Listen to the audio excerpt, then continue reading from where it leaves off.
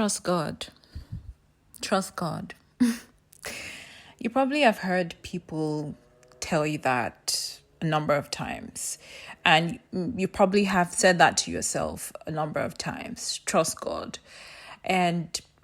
But what does trust God mean? Like, what does that look like in practical terms? What does that look like when you are going through a situation that seems really bleak, and it almost feels like God can't see you, and it's so hard to trust God in that moment? What does it mean to trust God when things don't just make sense? What does that mean? Today's episode, I'll be talking about trusting God, what it means to trust God. And I won't be doing it alone this time around. I won't be doing it alone. I'll be talking with my dear friend, Triumphant. Triumphant and I have been friends for a very long time. Not like a really long time, but yeah, for quite a bit. And she's easily one of the closest people to me, one of the closest persons in my life, one of the closest people that I have in my corner. And I just thought that she would be the best person to discuss this topic with, because she's someone that I can say that really demonstrates this trusting in God when things don't make sense. And so I really wanted to chat to her about it, and just so that she could share some of the things that she has learned or is learning about trusting God with you. So let's just get straight into it. And just so you know, just a disclaimer here, Triumphant lives in Nigeria, so I had to jump on a call with her. So please excuse any lapses in the audio. It might not sound like really top quality because I had to jump on a call. So please bear with me. But don't worry, the content will more than make up for it, because you're going to find this really helpful and insightful. So yeah, on that note, welcome to Life Lessons with Law. My name is Loretta, and if this is your first time of tuning in to this podcast, you are most welcome. On this space, I like to have honest, open, authentic, heart-to-heart conversations on love, life, faith, and pretty much everything in between. So thank you so much for choosing to spend this time with me. And without further ado, let's get straight into it. Grab a cozy seat, grab a cup of hot tea or coffee, and yeah, let's dive in. Hi, Triumphant. Hello, Loretta. Good morning. Over here in Nigeria, it's morning, so good morning. Yeah, good evening to you all the way from Melbourne. This is the first time that we're having this conversation on the podcast, and I don't know, I just felt like I think it would be nice to have someone, and you were the first person that came to mind. I was like, I've not even had my friend on the podcast, and we have a lot to talk about. There's so much we can discuss. Yeah, I'm honored to be here. Thank you for having me. Yeah, it's so good to have you. And I feel like, especially for the topic that we're discussing today, I feel like you are one person that can really delve into it and really discuss it, because of course I've known you since forever. Well, not forever. But I've known you for a very long time, and to be honest, I've seen you go through stuff. I've seen you go through difficult times, really tough times, and to be honest, sometimes I'm just in awe of how much you still hold fast to your faith in God, to your trust in God, even in those really dark, disturbing, really hard moments. And so I thought, okay, there might be people who might be going through tough times, who might be going through a rough patch, and the truth is that, as the Bible says, in this life you'll have many troubles. You go through hard times, you go through difficult times. So it's just like when somebody said, is if you're not going through a lot, maybe you are just coming out of a lot, or you're about to enter into a lot. It just has to be, yeah. At some point you would hit what feels like rock bottom.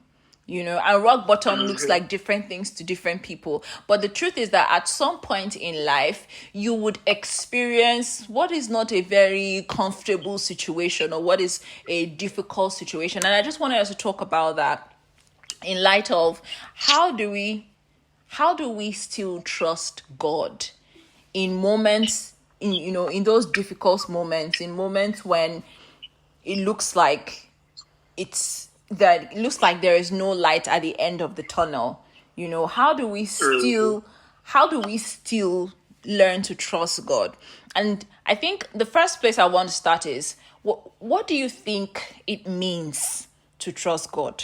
What do you think it means? What does that mean to you? Okay, so first off, let me say, let me appreciate you for this opportunity to share my thoughts with as many people that would come in contact with this podcast.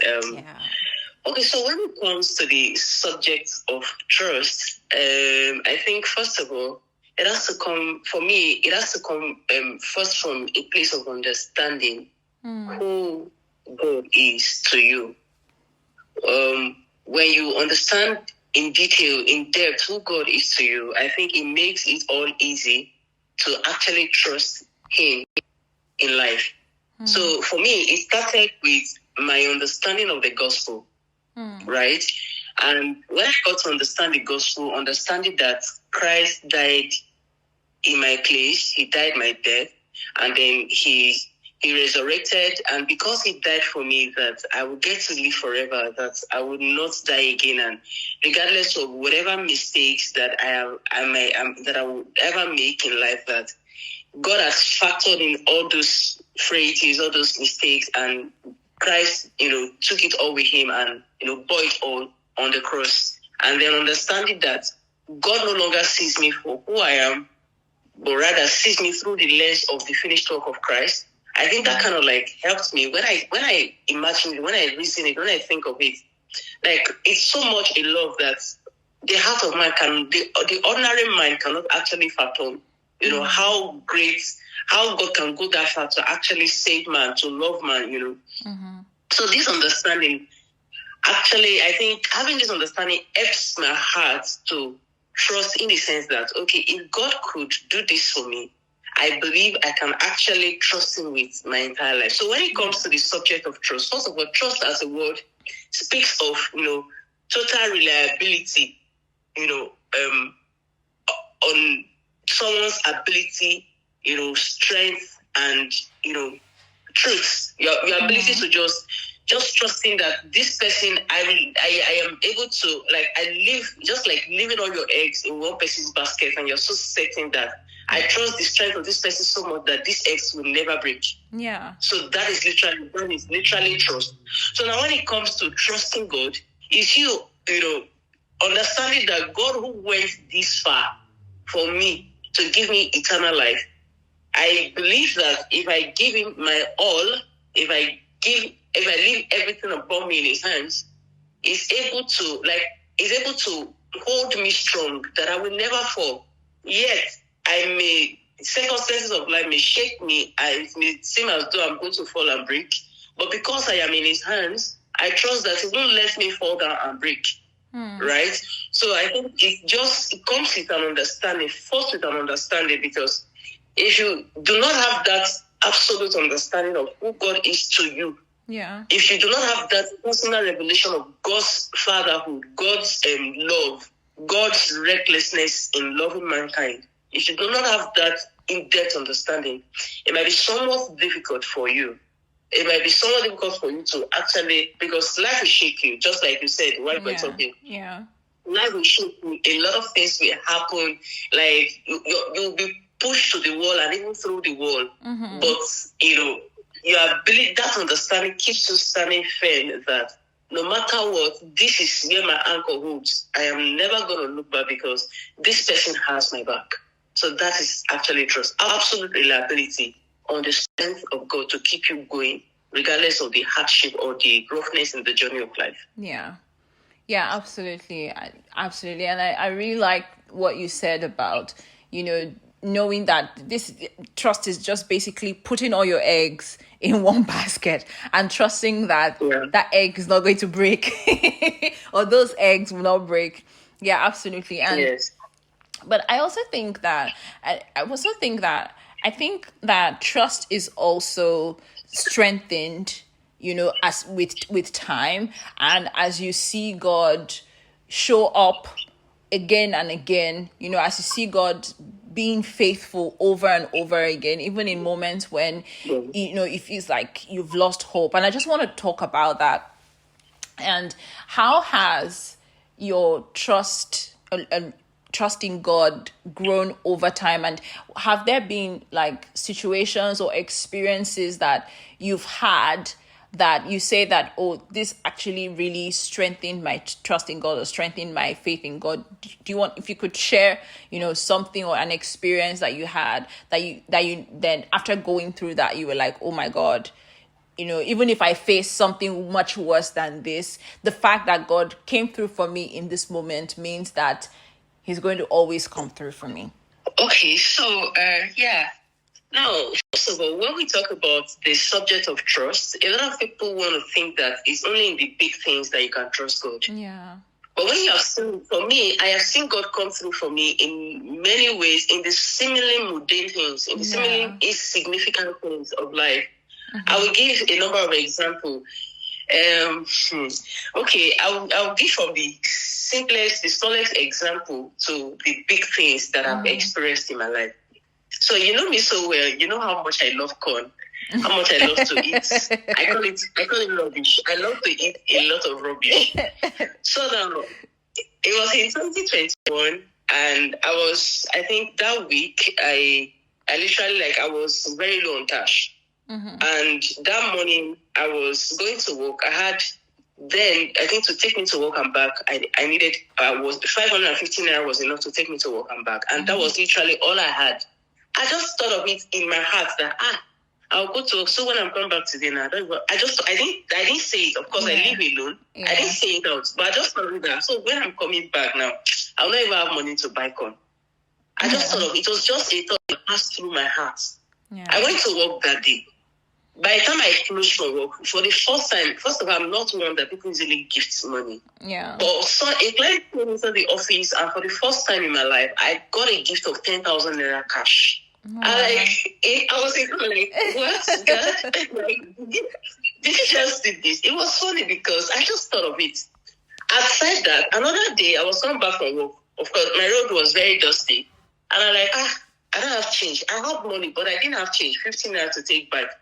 I just thought to myself, my shoes are going to get dusty if I walk on this road. For the first time in my life again, somebody just said, hello, are you going my way? That's how I got it right from my junction to my house. Oh. So you see all these little things. Yeah. God cares down to the minute details of our lives that if only we can just look up to Him, we will see His hand working every step. So now these are the little things. Now to some of the big things that has happened in my life, sometimes, so because you have seen God in these smaller things, then it's easier for you to trust God in the big things. Something happened, year 2020 was actually really a rough year for me, where, it was really a turbulent year. But it's like God saw ahead what was going to happen, and then He prepared my heart against what was going to happen. I didn't know 2020 was going to be such a terrible year, but God prepared my heart in 2019 against 2020. So it was at this program, the reboots, then it was celebration, Christ, it was CCC, I can't remember the full this thing now, but it was Celebration Church annual program, and I attended the program, and for the first time, this lady, while we're praying, that was like a sure word from God to me. This lady literally grabbed me. And one thing she just kept hammering to me was how God says he loves me. God says I should tell you, I love you so much. I love you so much. I love you so much. I didn't understand, but that word kept me. So it became a slogan to me. I kept saying to myself, I am triumphant whom God loves. I'm triumphant whom God loves. It was like a slogan for me into the new year. And then fast forward into the new year was when, I was hit big with my brother's death. And it was really big because when it was we were praying and, praying, trusting God for his healing and for his restoration and all. But eventually he passed. So at that moment, it was going to be a case of, so God, do you really love me? If you claim you love me, like how is it that we prayed and my brother still died? It was a very hard pill to swallow. But my heart was going to doubt God's love for me. Or for every time my heart was going to doubt his fatherhood for me, it takes my mind back to that scene where that lady held me. I love you. I am constant. I do not change. My love for you is constant. So it's like God saw ahead that this occurrence was going to shake that and many other things that happened in 2020. He saw that those things were going to shake my faith, my stance in him.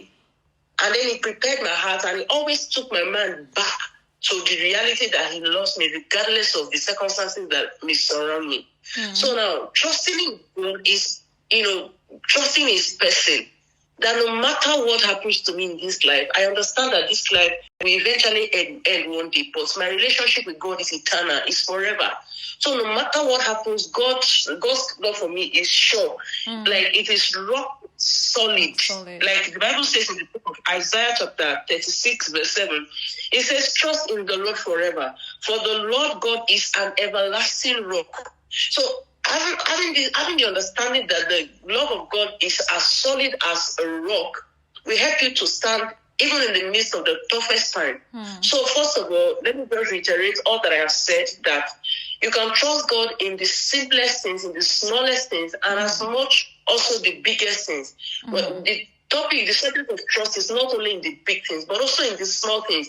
I've heard people say, I was confused, I didn't even know what to wear. I had an important event, and I just saw this please lead me on what to wear. And it just get me. It is not a cliche. They are not just saying it to make people think they are spiritual. No. It things that actually happens. It tells of how much God cares down to the minute details of your life. So if you have experienced, if you learn to trust God, if you understand who God is and how much he fathers you, that he cares for you much more than your earthly father, it will be a lot easier to actually trust in every process. Yeah, absolutely. And I actually, about trusting God in the little things, I think that actually it's just like when you're training a muscle, or you're trying to build like a fitness routine, or you're trying to do strength training.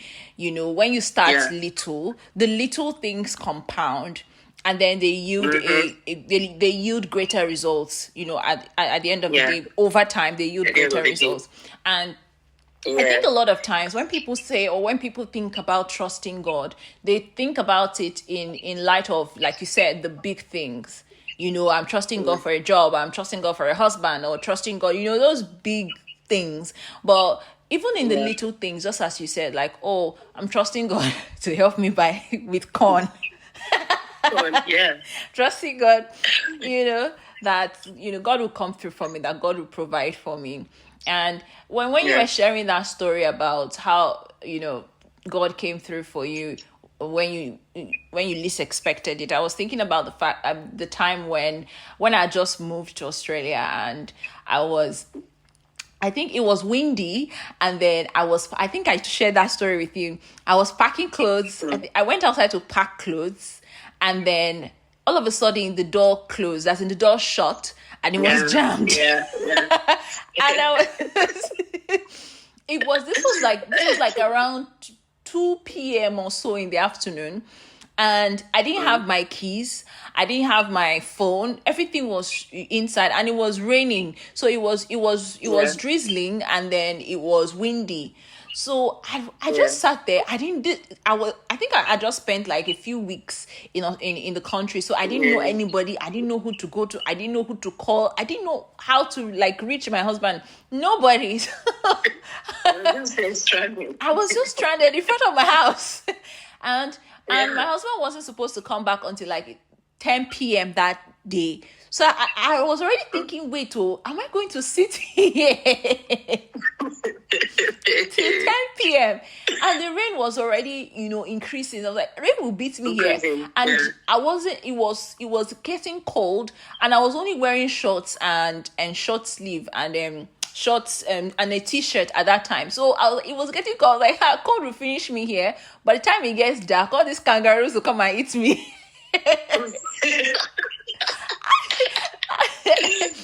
Like, I'd already processed the entire situation from like then I started crying. And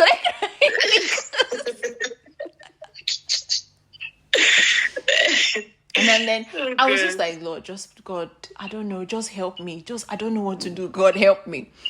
And as God will have it, like, it wasn't up to 30 or 45 minutes later. I just saw somebody climbing up the steps at the back of the house. And because that's where I was sitting, I just saw this man climbing up the steps with a lot of authority. I was scared. And then he looked at me, and then he was like, oh, I just came here to check the lights. I think he wanted to check the fuse box. I was like, oh, I don't have the key. The key is inside. He was like, oh, yeah, no worries. I've got the key. I'll just go and grab it from my house. And I was looking at this man. I didn't know who he was. Yeah. I was like, is he the electrician? Is he the landlord? How does he have the key? And then this guy left. He left, and then like 15 minutes to 20 minutes later, he came back with the key to the house. With the key to the house. And then that was how this man opened the door for me. Yeah. Like, I didn't know where he came from, because I didn't even know that somebody was coming to the house to check the fuse box. I had no idea. Yeah. So this man showed up at the right time, and I was thinking about it, and I was like, this cannot be a coincidence. This is God. Like, there's no explanation. Like, how do you want to explain it? So so that experience, I've never forgotten it, because when I think about it, I'm like, if God came through for me in this seemingly unimportant, in the grand scheme of things, in the grand scheme of God's big plans, this is not a very important scenario, a very important situation. If God can come through for me in such a small moment, then it means that He will always come through for me, But again, and another thing I wanted to talk to you about, because I'm also looking at it for people that are like me, that are very, like, we like to know the end from the beginning. We like to see. Trusting is hard because we like to have the details. We like to have things figured out, right? So for people like me, like, how can we? I guess my question is, how can we start building that habit of learning to trust God? Like, where do we start from? I know that I need to trust God, right? I know that I need to trust God in every area of my life, even in the big things and in the small things. I know that. But it's not an automatic switch that you just go and say, yay, now I trust God. I'm sure that it's a habit that needs to be built. It starts from somewhere. And you've already mentioned that, okay, it starts from an understanding of who God is, an understanding of His fatherhood, an understanding of how much He loves us. And you've already explained that it's also an understanding of the fact that He's an everlasting rock. And even if everything else fades away, God is certain and God is solid, right? Yes. But I'm also looking at it from a more practical perspective, from a more practical point of view. What are those practical things that people can do. You can talk about maybe 2 things, or even if it's just one thing, like that people can do to start building their trust and to start, strengthening their trust in God. Okay, so first of all, you cannot trust someone you do not have a relationship with. That is key. Yeah. So for you to be able to trust this being, God, then you must first have a relationship with him. And if anyone has listened to this postcard up to this moment, I want to believe that the person to a great extent has a relationship with God. So now, in the event that someone has listened and does not have a relationship with God, the first thing is for you to have a relationship. Now, if you have a relationship with God, it helps you. That is like the first way to start. Because I am talking to you because I know you have a relationship with me. A random person wouldn't walk up to me and say, okay, even if they ask me a question, there's a limit to what I'm going to answer. Now, if you have a relationship with God, it is easy to say, okay, God, I know you were there. No, though sometimes you may want to doubt his existence because of what is happening around you, but somehow you still feel, well, I know there's a supreme being up there. You see me. I know you see me. But why is this happening to me? You may still have some questions, but then there's a relationship. So having established that there must be a relationship with God, then that relationship has to be sustained through prayers and the word. There are so many promises in the word of God for the believer, for the man in Christ. And we will not be able to harness those promises or, take advantage of them if you do not know them. So you need to know the word for yourself. You need to, build a culture of, studying the word and getting to know what God has in store for you, what God has spoken concerning you. Sometimes when, storms arises, it is the word of God that that you have in you, that that helps you to fight back. Because just like you said at the beginning, yes, Jesus says in this world we have tribulations, but be of good cheer, I overcome the world. So it is certain that as you journey in this life, you must be faced with troubles, with trials, with tribulations and all. Now, it is your ability to know what the word of God says concerning you that will help you to fight back when you meet those hard rock situations. Yeah. Right? Another thing is to pray. When it comes to trusting God, yes, you know the word. Some situations can be, in quotes, stubborn. You are saying this thing and you are trying to, use your keeper sense or your ability and everything to fight it, and they are just there standing and looking at you. What helps you to fight back is to pray. You must pray, commit it to God in prayers. Now, when you pray, sometimes when you pray about situations, sometimes they do not actually change. Sometimes you do not see the results you're looking for in the instant. Sometimes, you may have been praying about something for years or for days or months or sometimes into years, and it's like you're not seeing the result that you desire to see. Yeah. Well, what God does at that time, most of the times when you are not seeing the result instantly, so give you peace to walk through that process. And if you're not seeing the result in that instant, it could be God building in you a stamina. It could be God working in you, something that you may not even realize you're learning. You may not realize you're building. You may not realize that anything important or relevant is happening in you until you have passed through that process. And then when you eventually see the result of what you have been praying for, you're not like, oh God, I thank you that this thing did not come when I wanted it to happen. Yeah. So while you're praying, God gives in you a stamina to wait. Now, the subject of trust, has to do a lot of times comes with us having to wait patiently for something, having to wait to get the result of what we desire to happen now. Like we're praying, we want this result, we want to see this, but we are not seeing it. That's what we are trusting. That's what trust comes in. So when you have a relationship with God, so now when you have a relationship with God, understand that God is there and is for you, then you understand his promises for you through his word, and then you back this up in prayers. It helps you to actually stand firm in your waiting period, in your trusting period. In a sense that even when you do not see the results you're seeking at the moment, it gives you the stamina. You are able to build stamina to wait until you see the answer you're looking for. To keep trusting until the answer you're waiting for comes knocking at your door, right? So I think these three key things are important. Relationship with God, studying of the word to And know prayer. to understand promises, and then prayer. Yes. Yeah. Oh, that's amazing. And yeah, I like that you said, you made those 3 points.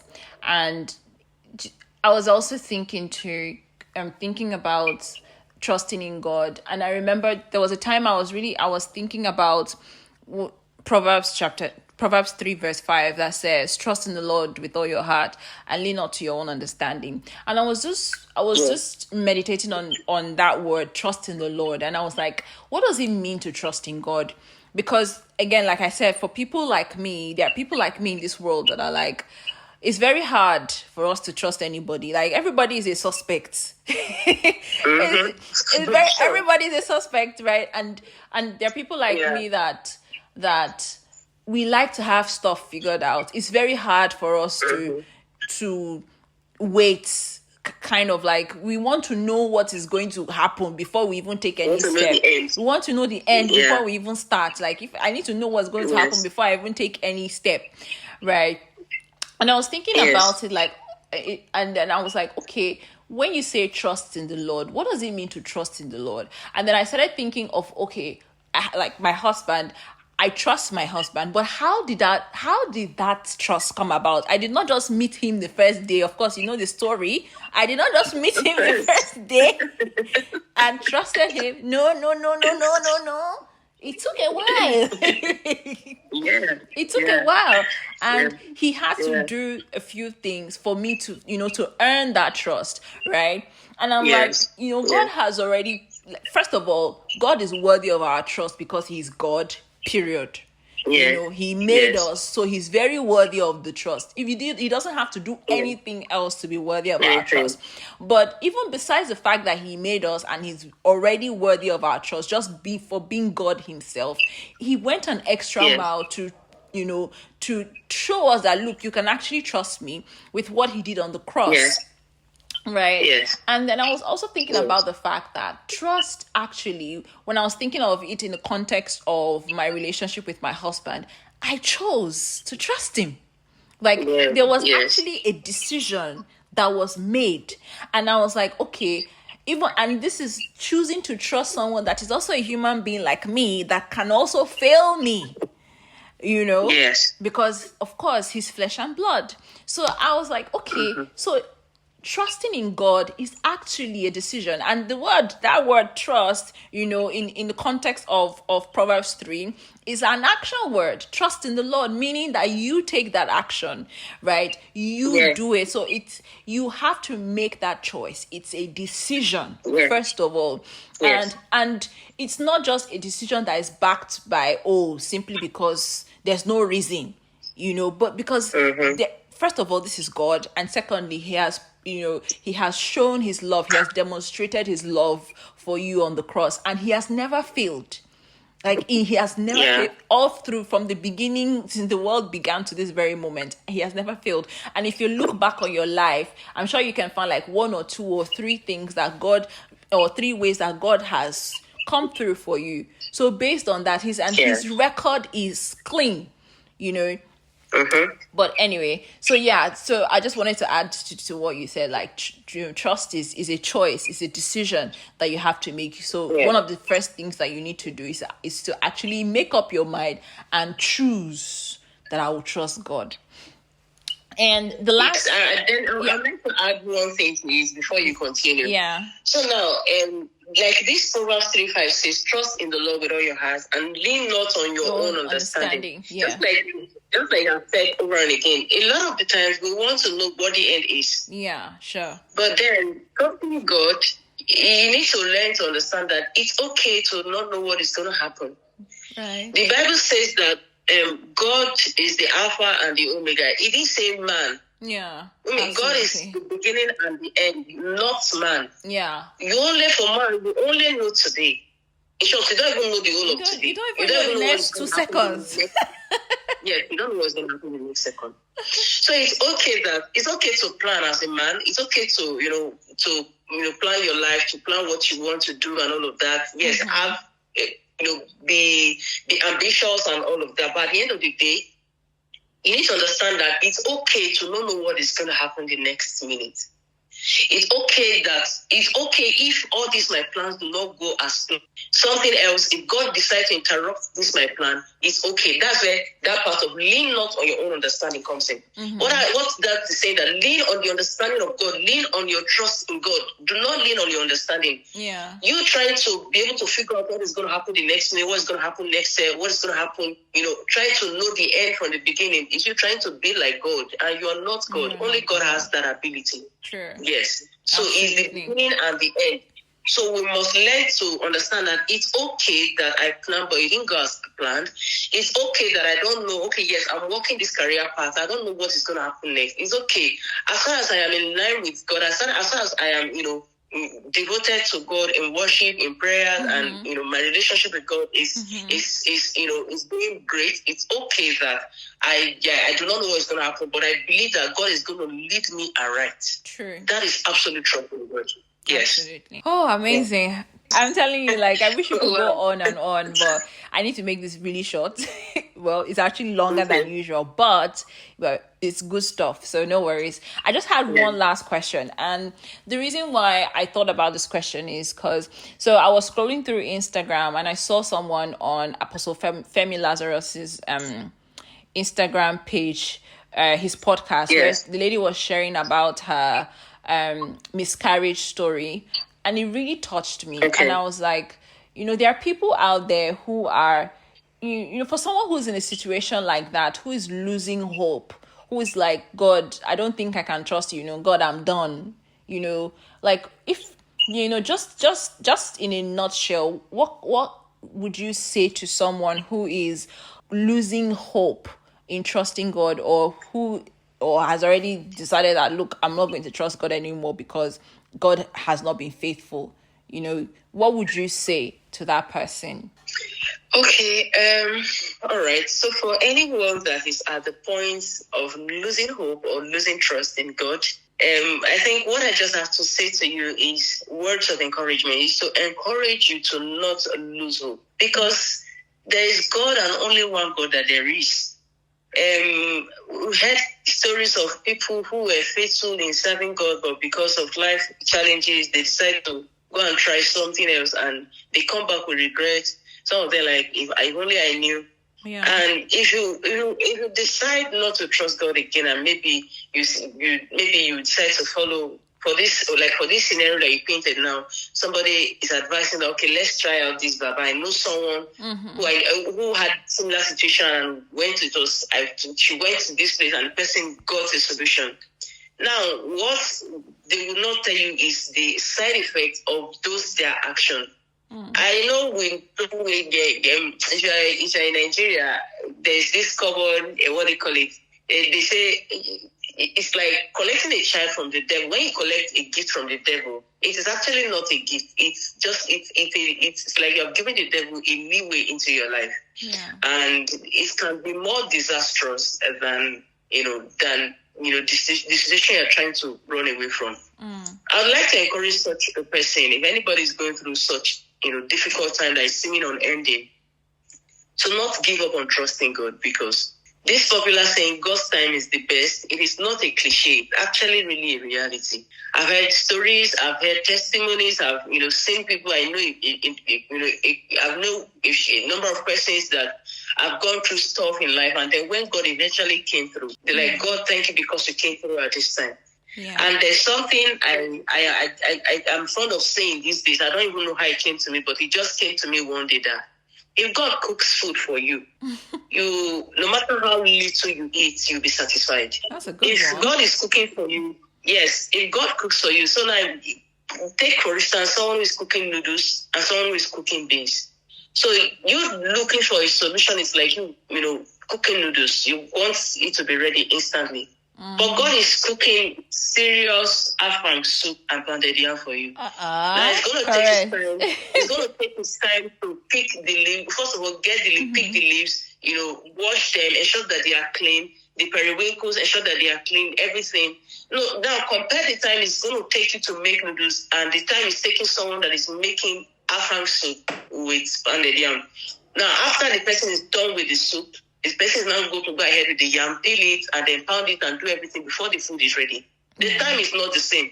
But at the end of the day, the satisfaction you will gain from the afang and pounded yam is not compared to the satisfaction you get from the noodles. It's a superior So I would like you to picture it like this, that God is the one making that pounded yam for you and afang soup, and you're the one making the noodles for yourself. His time is not your time. His ways are not your ways. His thoughts are not your thoughts. God is high and mighty, and his thoughts for you are the best that you can actually imagine. They are better than what you would think for yourself, what you would think are good for yourself. Yeah. So my advice is that be patient. It is not easy. Waiting is not easy. Yeah. It can be so difficult. As much as I talked about, how it's easy to trust God, or what it takes to trust God, I've also had times where I kind of broke down. Maybe I know time is almost out, but I'll just quickly talk about one so that you understand. So it's not like I'm just talking abstract and I've not experienced it, and that's why I'm talking like that. Yeah, go for it. So sometime last year, of course, life has been quite, a journey, so well. And I was at work that day. I think it's like I stumbled on someone's, I don't even know there was something I saw on the social media. First of all, I'm not one that is affected by peer pressure.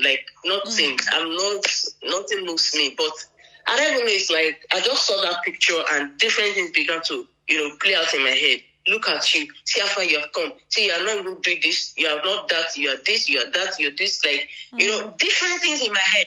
Look at your circle. You are the only one this. You are the only one that. Different things playing in my head. I was struggling. I kept telling myself, I kept saying, God, I trust you. At this point, I think I began to vocalize, God, I trust you. I know you've been more than enough for me. And reality, God has actually been more than enough for me. God has been there for me in so many ways that I cannot even count. Yeah. So I kept saying this to myself, but it was as though it was not, entering. Yeah. Whenever I am going through those, I think I even spoke to you. Well, I don't know if I called you. We spoke that morning. I thought talking to you was going to help. It didn't help. I tried to call my brother, and we talked, and I think I even told him about how I was feeling. My sister, it didn't help. Those things kept tricking me. Those words, those thoughts kept tricking me, how much of a failure I've been and all of that. It was hard, but I kept saying, God, I trust you. Lord, I trust you. I trust you. I trust you. I know you've been more than enough for me. I am not ungrateful. I've seen your heart many times. I kept saying these things in my life to myself because they were not, I was not saying that to persuade myself to stop talking, but they were realities that I've experienced that I believe confessing them would help me to remember and, let go and push away those negative thoughts. Yeah. They didn't help. What happened was that I got home. I was still struggling, and I began to pray. While I was praying, I cried. And I think it was at that point I cried. But I remember my brother made a statement when I complained, when I told him about this. He said, you are human. Yes, you trust God. It is not out of place for you to feel this way that you just felt. Yeah. It just shows how much of a human that you are. Yeah. In as much as you understand that God is there for you, the humanness in you would want to fight, but of course, because of my understanding, God helped me to overcome. Yeah. So it's okay when you get pushed to the wall and it's like you don't even know what to do. My encouragement to you is to keep standing and keep trusting God, understanding that when God cooks for you, you only need to eat little and you'll be satisfied. Yeah. There's such a satisfaction that comes from saying, finally, God, I thank you. Just like this song by Nathaniel Bassett, the Lord has done it finally. It's a real concept. There's a satisfaction that comes from, getting to that point where you say, God, I thank you that you helped me to wait. I thank you that you helped my heart to trust you till this point that you brought the solution that I prayed for. Yeah. So I think those are my encouragement.